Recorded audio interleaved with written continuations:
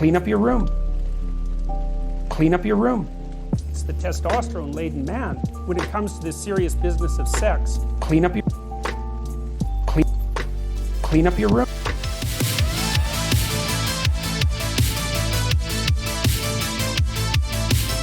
I put off Jordan for too long. I want to hear a little bit of Jordan Peterson, because then, as I promised everyone, I'm going to do the thing. I'm going to reveal for the first time the 13 rules for Lance. I'm going to become the first person on the left in its history to basically give you life advice. The reason for that is very, very clear.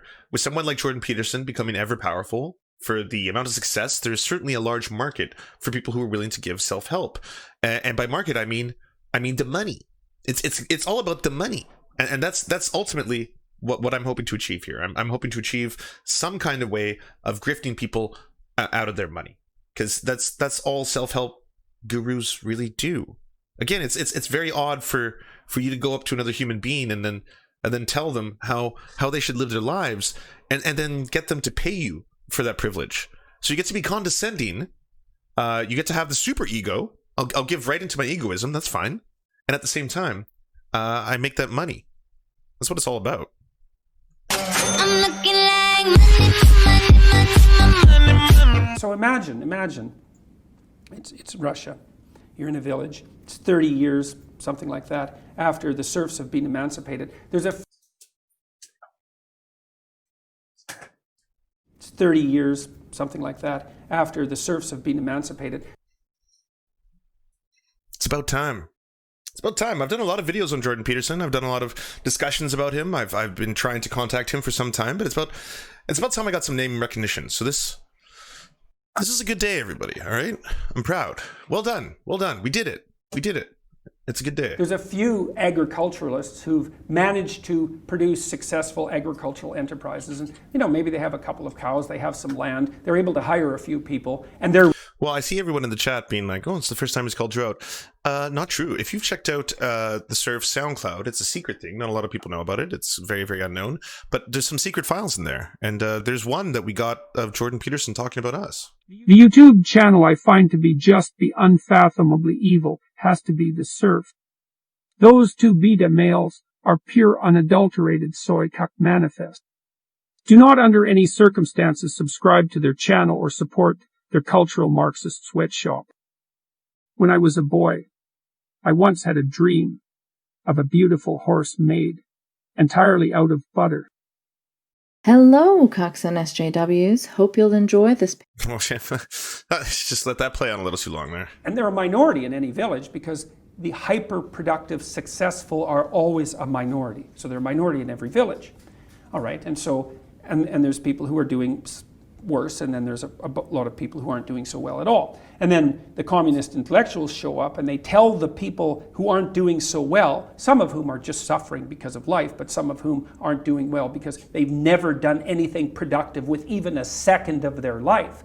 And the communist intellectuals come in and say, those guys that are doing so much better than you? Yeah, they actually stole all of that from you. And you're morally obligated to go take it back. It's like, oh man, after 6 cups of mead, let's say, or let's say 10, or let's say 20, and I'm drunk out of my mind, and I've got my cruel buddies with me, and we're all resentful right to the core because we've wasted our miserable lives, and now we have an opportunity to go, down the street to our wealthy neighbor's house and to rape his daughters, and we can do it in the name of good. It's like, well, there's a story you can market. And that happened everywhere in the Soviet Union. And so they... Okay. I haven't had a lot of mead in my life. It's quite gross. We've gotten a lot better at making alcohol since the time of mead. So I couldn't imagine what having 10 cups of mead would do. It might have an effect on me that I'm not prepared for. Perhaps I do need to go out in the street and do whatever the fuck he's talking about. Otherwise, it's not something that I think that would just be readily available to me. On top of which, you got to remember, Jordan Peterson is absolutely terrified historically of communism. It's why he surrounds himself, his entire house is riddled with a whole bunch of art from that era, a whole bunch of incredible works, historical pieces, and it's because he likes to just shock himself daily by just looking at a whole bunch of different stuff from that era and just basically become terrified. It's a very strange form. I don't know what you would call that. That's not Jungian psychology to do that, to have exposure therapy, but it's maybe it's a little Freudian. They wiped out the kulaks. It's like, great. And then 6 million Ukrainians starved to death. Yeah, that's right. Brilliant. Yep. I'm a farmer. Brilliant. The Ukraine was the breadbasket of Europe. That's what it was. Then it became a region pathetically unable to feed itself. And yet, the same sort of worldview that gave rise to that, we're now being told, you use the word neo-Marxist. Many people in Australia use the word cultural Marxist. I've got an old friend who said to me, what are you talking about, John? You know, free capitalist Australia is not going to let that happen here. Well, Qantas Airlines took a nice step towards that the other day. Poof. Wow. It's because we haven't seen him in so long and he hasn't had a lot of appearances. I forgot how angry and malicious he is. You know, that look. We're just talking about they're talking about the Holodomor starvation, which again is horrifying, and it's entirely true that Ukraine was a massive producer of bread back in that era. That's again not communism that did that. That's the policies of Joseph Stalin. So it's not anything to do with the works of Marx and Engels, talking about a classless, moneyless, stateless society that is a very powerful state-run society, again, Stalin, who is responsible for that. This is Stalinism. They adopted their language policing policies. These corporations who should know far better let these far left fifth columns into their organizations. They think they're not going to pay for that. They think they're going to stop with some demands for the reconstruction of language. Not like the demands for reconstruction of language, by the way, are trivial. They're maybe the most important thing you could possibly demand, right? I want to reshape the way you speak. I want to reshape the way you think. It's like, well, that's okay, as long as it doesn't it's what he does for a living. interfere with the bottom line. It's like, it'll interfere with the bottom line. You let that fifth column in. It's a warning to corporate people. You let that fifth column in, man, you're going to regret it. You're going to regret it. So, and things can turn on a dime, you know, a very well-organized minority, even if the majority opposes them, and they do. A very well-organized minority can have an unbelievably pernicious effect on an organization. Margaret Mead's made that point. Societies Societies change direction when a small group of people decide to change its direction. That's the way history works. Well, that's what happened in the universities. Let's come back. So here's something that we should bring up, especially if we're going to talk about starvation, stuff of that nature. So under our current global economic system, which for the most part is capitalism, most countries and global trade is organized in a capitalist structure. We currently produce, globally, twice as much food as we consume. So twice as much food as we should be eating, we're wasting. We just produce it, we throw it out for a handful of reasons. Usually it has to do with profit motive. It has to do with the fact that these companies, these farmers, and this food production from the ground up needs to continue to produce money, needs to make more money every year. The CEOs of companies want them to produce more profits. So at the end of the day, they have a financial incentive to continue to produce food. There's a ton of things like subsidies that come directly from the governments of these different countries. And it results in, again, the fact that we produce twice as much food as we consume. We also have a problem with global starvation. All right, we have about 1/7 of the world that currently does not get enough food to sustain themselves, enough nutrition that they need, and if they do get it, it's not coming in a form that's going to be very compatible with life, stuff of that nature. So, under our capitalist system, we have again a food production that produces twice as much food as we consume, and yet we have global starvation. Now, there's obviously going to be a lot of small geopolitics within each individual country. You can't ignore that because that's very, very important, by the way countries are run, their structures, their politics, all that kind of stuff is very important in how they consume and utilize their resources. However, if you look at it from a per country basis, there are still numerous countries, including Canada and the United States and Australia, that produce more wealth than they need. It goes to a small amount of individuals and yet have problems with poverty, starvation, a lot of things that could be ameliorated if there was a larger or more supportive social structure that would help people in these situations. So again, under capitalism, there's still starvation. Under capitalism, there's still an enormous amount of problems. Now, we could definitely do things to improve this. Like I said, I really do enjoy, in terms of capitalist structures, social democratic models. They seem to be way better at taking care of their citizens, way better at being more egalitarian, way better at providing let's say the most equitable equality of opportunity. I think that's one thing I can never take away from those kind of structures of societies. And at the same time, we could go even further than that. I mean, once we achieve that level, I would say push it for even further left. This issue of the redefining of language It seems to me that there are two things that people who want to reshape society in brutal ways do. The first is they start to silence good debate, either silence it or shut it down or whatever. Second thing they do is they redefine language so it's very hard to have a debate. So diversity, actually, I mean, there's no other way to put it. In this country, it's rapidly coming to mean a stifling conformity. You dare not deviate from the line. And you see it with a whole lot of other. What's the lie?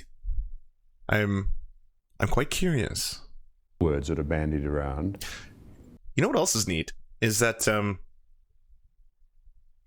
languages have always changed. That's kind of what they do. That's how we get new ones. That's why we have such an incredibly diverse array of languages everywhere. Even if you look at very concentrated, small, let's just say geographical space, such as somewhere like the Philippines, which is a whole bunch of independent islands, they have an incredibly vast array of languages. Like sometimes dialects 2 or 3 islands away from each other that are so diverse you would not be able to have a conversation between those 2 different areas within the same country. So, yeah, Equality language is being one of constantly them. evolving. Yeah.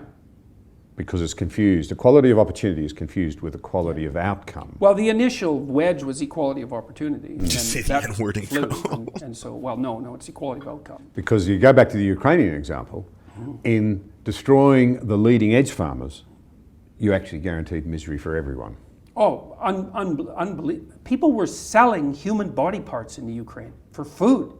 You know, it was, if you were a mother and your children were starving and you went out into the fields after they were harvested and you picked up individual pieces of grain that the harvesters had left and you didn't turn them over to the state, that was a capital offense, right? That was, and the funny thing is that was in the glory days of the Russian Revolution, right? That wasn't in the like 1950s. That wasn't in the 1930s even. That was in the 1920s. That was right when this started. And I think it was Malcolm Muggeridge who was reporting on that for a UK newspaper whose name escapes me at the moment. He was pointing all of this out, you know, and no one paid attention to it. No one paid attention. Towards the end of his life, he warned that the West is in danger of eating itself out from within. And I wonder whether, in fact, he wasn't being very prescient. And you and I want to stop that happening for the sake of our young people, as much For the as sake anything of else, everyone. for the sake of everyone. We But went down that pathway already. Like, we've we seen don't it. need to do it We've again. tried it. And things, History should be like science in the sense that it ought to be objective. It ought to be told truthfully. It ought not to be used Soviet Union, Stalin. to secure some dominant group's preferred version of society. well, this is also why, see, what I've been trying to do about this, because I thought this through a long time ago. I thought, well, I think the group identity game ends in blood. Doesn't matter who plays it. Left-wingers play it, blood. Right-wingers play it, blood. And lots of it, not just a little bit. You can't play the identity politics game. Well, so what do you do instead? You live the mythologically heroic life as an individual. That's the right place to work. And Ooh, it's been a while since we heard his particular version of fantasy claptrap. He's starting to get back into now. What I will say when it comes to this, the left also doesn't enjoy Stalin. And I'm not sure why they're still pushing that narrative, but yeah.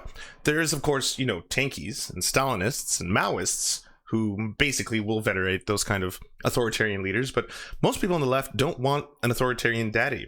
And they're actually quite afraid of authoritarianism. They're also afraid of things that you are also afraid of, like groupthink and ideas like this. Here's the other strange thing. IDPOL, identity politics, that's like not something that's... I don't know why you would correlate that with Stalinism. Or, you know, modern Chinese communism, quote unquote. Maoism. The idea that, like, groupthink, if we think about identity politics, that's where we run into the true problems.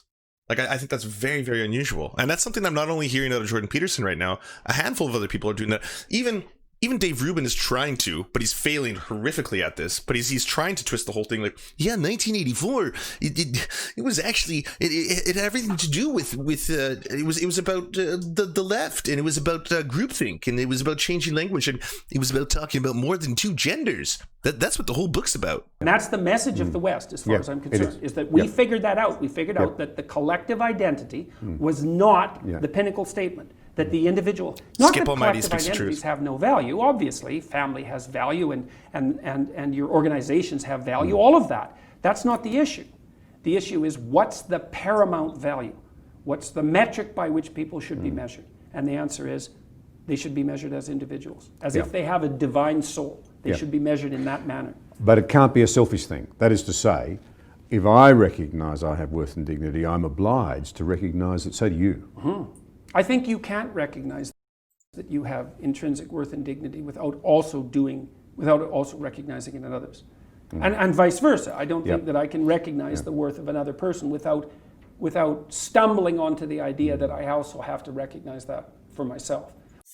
He's neat because he's repackaging American libertarianism as if it's almost mythological. As if, hey, by the way, you have it within you, a divine, spiritual being of the highest nature, a soul, if you might say. And because of that, and because of your all-powerful soul, then it's also very, very important, of course, that you recognize that you alone are responsible. You alone, the individual, is what matters. This is one of the wonderful things that I've had the privilege of experiencing as a clinician. Because people, it's like I live inside a Dostoevsky novel as a clinician. People come in and they tell me about I their wish lives, I lived and inside I listen to them, and they a tell me Dostoevsky things that are novel, just to say the least. absolutely beyond belief. Fun fact, And I John Anderson is part of the Australian Nationalist Party that promotes nationalism and socialism. National socialism, you might say? Ex clockwork? He's Canadian. What have you got to say for yourselves? Well, I'm trying to undo the damage he's done. And I'm going to be doing that, actually. I'm going to, again, show you the 13 rules for Lance just now, okay? I'm just pulling up the images, and then we'll get right to unlearning a little bit of what Jordan Peterson has taught us, and then relearning a brand new self-help guru in the form of whatever the fuck this dumpster fire you see before you is. All depends on having the facts on the table as best you're able to establish them, not distortions of fact. not what you wish would be the case. It is your best approximation of what you think. There's a new version of this seems to be, if I disagree with what you say, I'll paint it as hate speech or challenging to my notions of diversity and inclusiveness, yes, right, sure. And I'll fight to the death your right to even have your say. Well, that's why hate speech laws are so pernicious. It's like, and that needs to be taken apart. First question, is there such a thing as hate speech?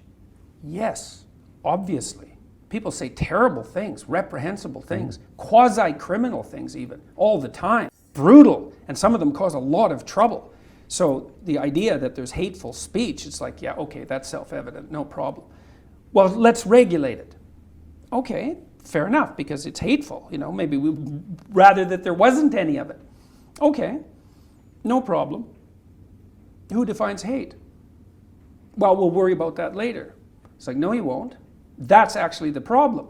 Here's the answer to who defines hate. Those people that you would least want to have define it. That will be the inevitable consequence of the legislation, because sensible people won't have anything to do with that. Like people who are power. So hate speech exists, except not any of the ones that exist already, because I don't like who wrote them, because I don't agree with that being defined as hate speech. So saith Jordan Peterson. Will gravitate to that domain to make an ethical case to exercise their controlling power over the language of other people. No, and I've had journalists say, well, what makes you think that your right to free speech trumps the right of someone to not be offended? And I think that's really the level of our political discourse. Okay, so we'll run a little thought experiment. So I'm talking to one person, I'm talking to you, and the rule is I don't get to offend you. Okay, maybe we can still have a discussion about something difficult. But let's say I'm talking to 10 people. Oh, dude, drunk Jordan Peterson? I don't know if that would work. Certain people, I mean, he'll probably still sound drunk. Let's see. And about an important thing.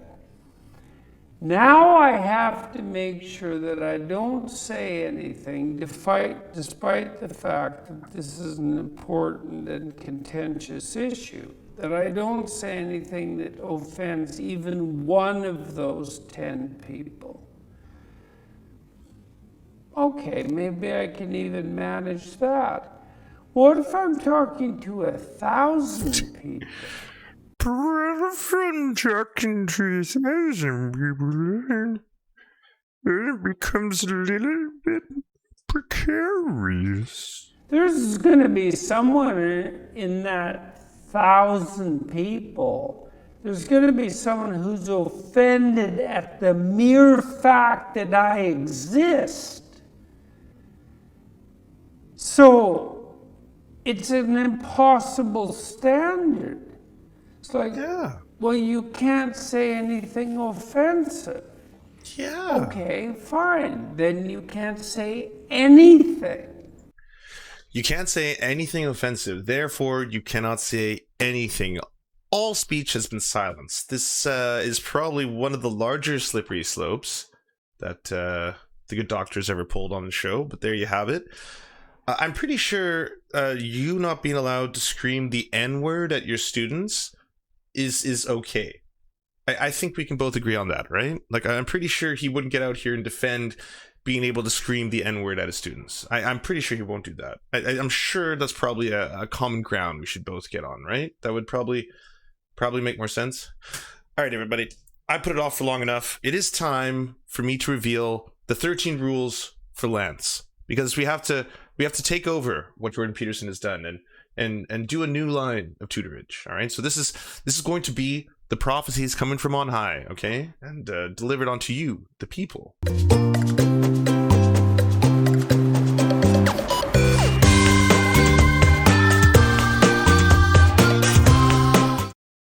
Oh, hey, I know all of you. Wait, let me quickly find some background music, because this is going to be really important. Oh, nice. All right, here we go. I don't know why that's on screen. Welcome, everybody, to 13 Rules for Life. Oops. A little bit of a typo here, that's fine. There we go. It's time to set the record straight, and again, to undo some of the learning of Jordan Peterson, so we should start, all right? Let's check out what the very first rule is. Makes me realize how desperately alone. Clean up your room. Clean up your room. It's the testosterone-laden man when it comes to this serious business of sex. Clean up your clean up your room. Clean up your room. Clean up your room. Clean up your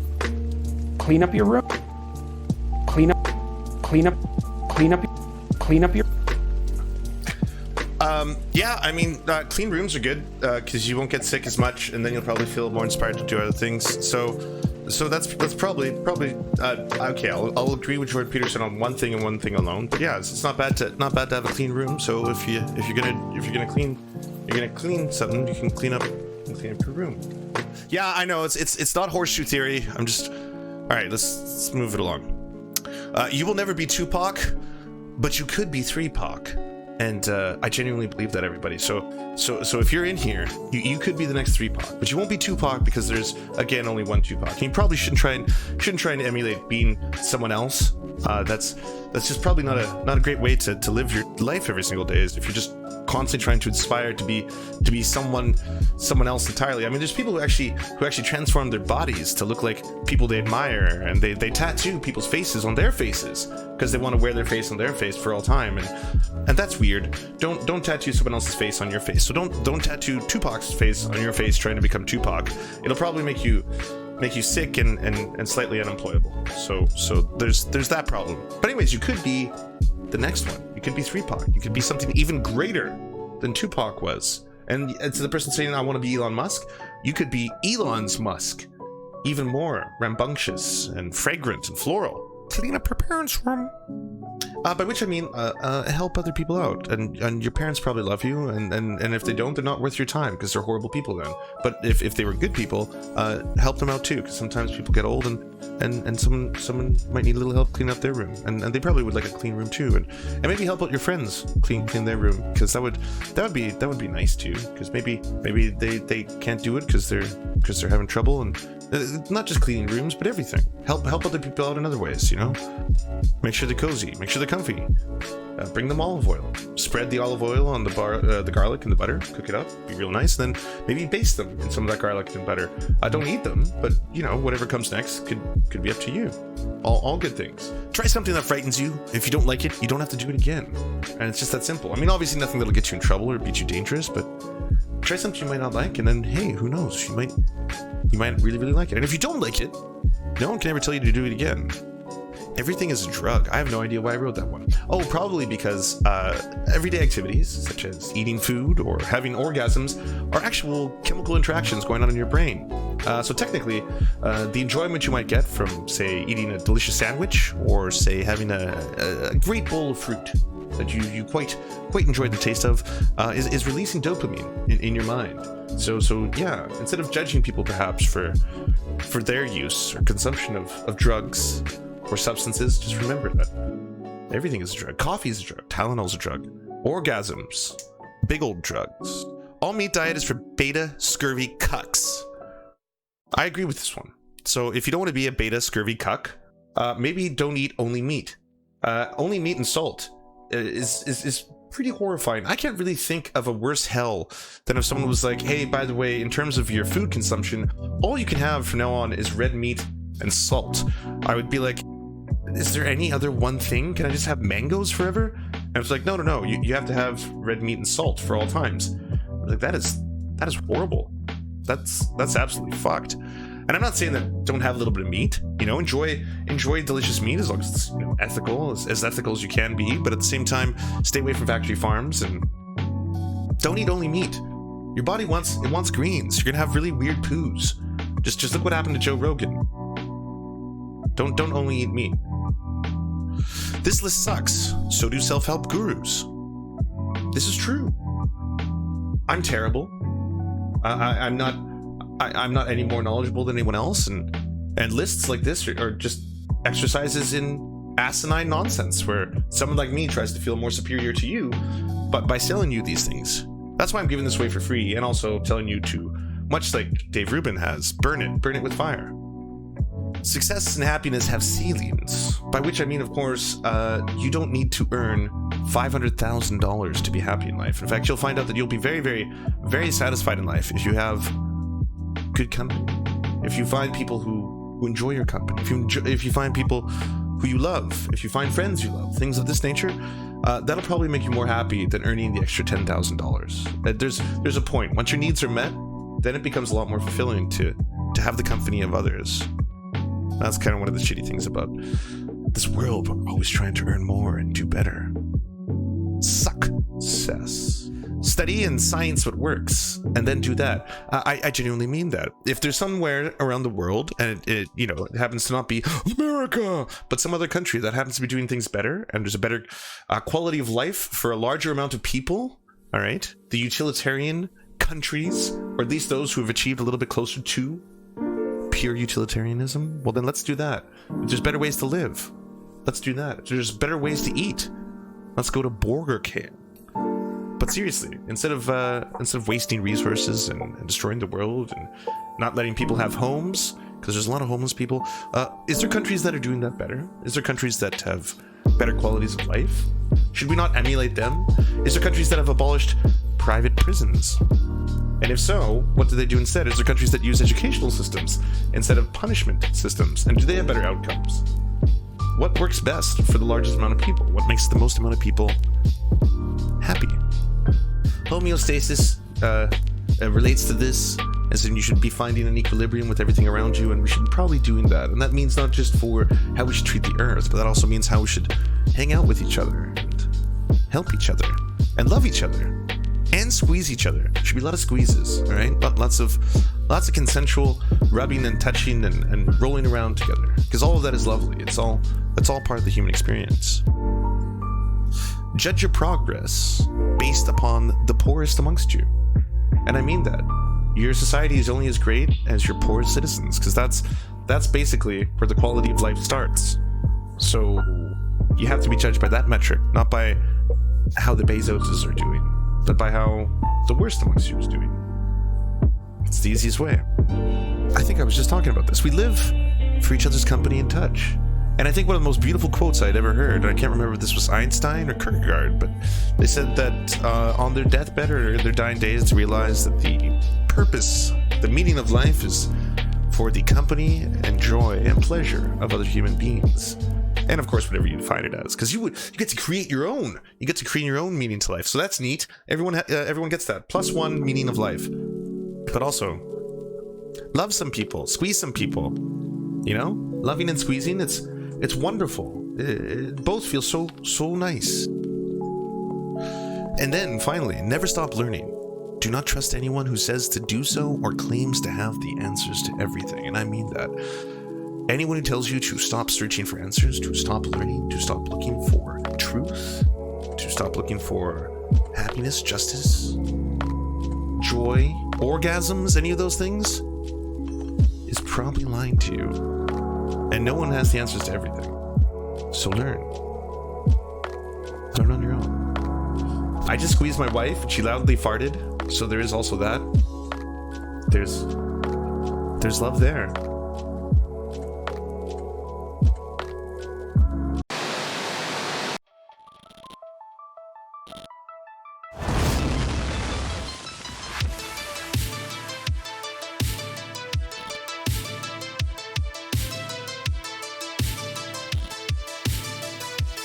To our monarch, Thomas Bone, you are the light that guides our path. To our lords, I'm Raph, Stephen, Ninetails Cosmic Fox, and Hans Josephine, we bow meekly for your pleasure. To our knights of the Round Table, Josh Mickelson, Dylan Bythe, Alexander Thaler, Zach Christensen, Todd Buckingham, Todd Lajeunesse, Clement Chudskop, Sky Bear Games, Moss Beast, Political Puppy, Alan R., Andreas Chitoro, Good Poon Hates Cops, that's solid poon then, we salute you. And to all our merchants and farmers, you have our undying loyalty and love.